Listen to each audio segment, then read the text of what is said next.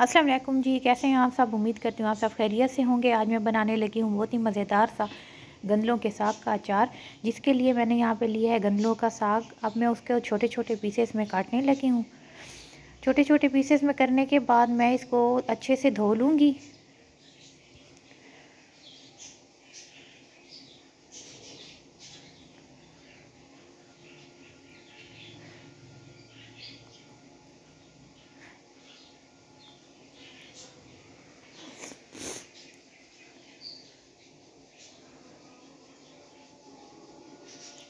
और अब मैं इसको तकरीबन 5 मिनट के लिए बॉईल करने लगी हूँ। बॉईल करने के बाद मैं इसको एक स्ट्रेनर में निकाल लूँगी और इसको धूप पे तकरीबन 4 से 5 घंटों के लिए मैं खुश्क होने के लिए रख दूँगी, ताकि अच्छे से ये खुश्क हो जाए।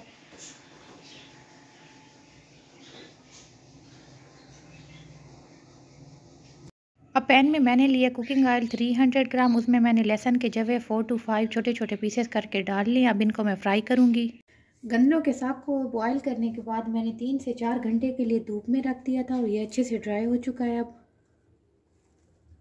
अब मैं इसमें डालूँगी 1 टेबल स्पून धनिया पाउडर,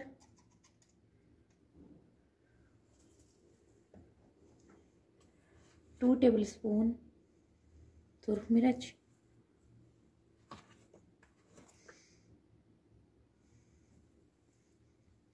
1/2 टेबल स्पून हल्दी,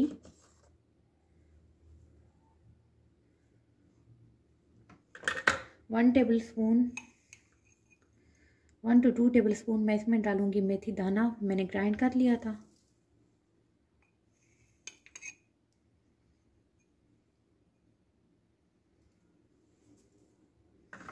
और 1/2 टेबल स्पून मैं इसमें ऐड करूंगी गरम मसाला, पिसा हुआ गरम मसाला।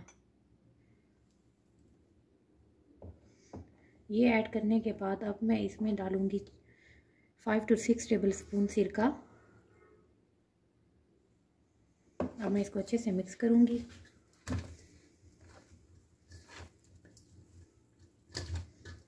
और साथ में मैं इसमें अब ऐड करूंगी नमक। नमक मैं ऐड करूंगी तकरीबन 3 टेबल स्पून।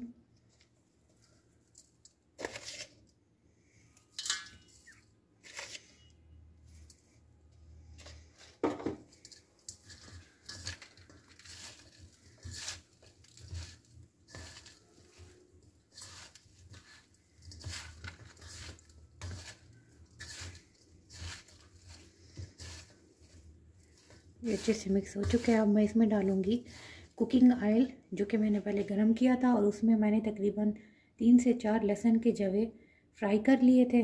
अब वो मैं इसमें ऐड करूंगी। और मैं ये कुकिंग ऑयल में बना रही हूँ।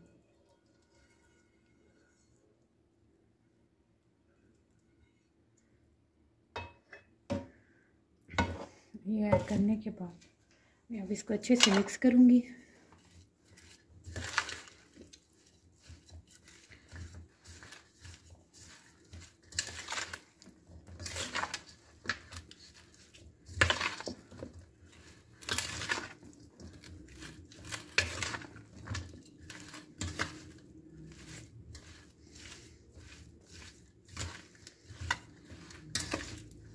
जब ये अच्छे से मिक्स हो जाएगा तो इसको आप किसी भी जार में रख के स्टोर कर सकते हैं तकरीबन 1 मंथ के लिए।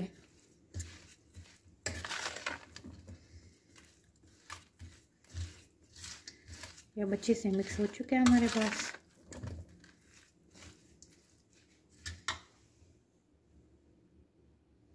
ये है फाइनल लुक, अचार हो चुका है मेरे पास रेडी। आई होप कि आपको ये रेसिपी अच्छी लगी होगी। अगर आप लोगों को रेसिपी अच्छी लगी है मुझे कमेंट्स में ज़रूर बताएं और मेरे चैनल को लाइक और सब्सक्राइब करना ना भूलें।